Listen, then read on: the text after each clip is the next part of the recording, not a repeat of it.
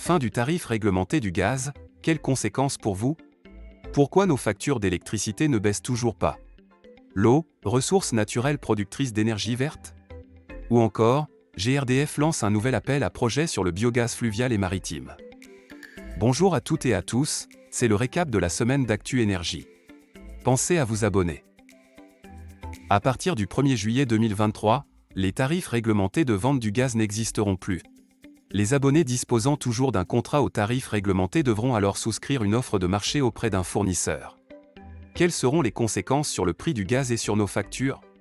Quelles sont les démarches pour changer d'offre? Sur notre site, faites le point sur les questions que vous pourriez vous poser concernant la fin du tarif réglementé du gaz.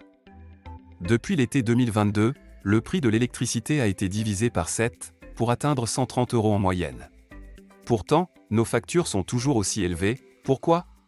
Tout d'abord, malgré la baisse actuelle importante, les cours ne sont toujours pas revenus à leur niveau d'avant-crise.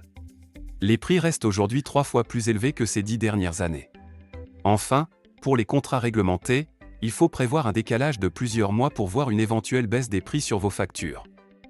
La France détient un important parc hydraulique au rendement constant. Les nombreux barrages et les centrales hydroélectriques ont représenté 11,1% du mix énergétique français en 2022. De nouvelles technologies de production d'électricité grâce à l'eau sont en développement, avec notamment des projets de centrales houlomotrices et osmotiques.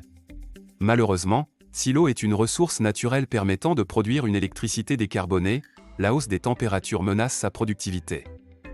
Après une première édition en 2022, GRDF relance un appel à projet pour le développement du biogaz fluvial et maritime. Intitulé « Décarbonation du transport fluvial et maritime côtier », l'appel à projet du gestionnaire de réseau gazier français sera ouvert aux candidatures à partir du 15 mai 2023. Porté en partenariat avec l'ADEME et VNF, ce nouvel appel à projet a pour objectif d'accompagner la réalisation d'études de remotorisation et de conception de bateaux fonctionnant au bio-GNV sous forme compressée ou avec une motorisation hybride. Les collectivités locales, sociétés publiques ou privées pourront candidater pour proposer des projets situés en France métropolitaine. Pour en savoir plus, c'est sur notre site ou nos réseaux sociaux. Pensez à vous abonner et soyez les premiers sur l'actu des énergies.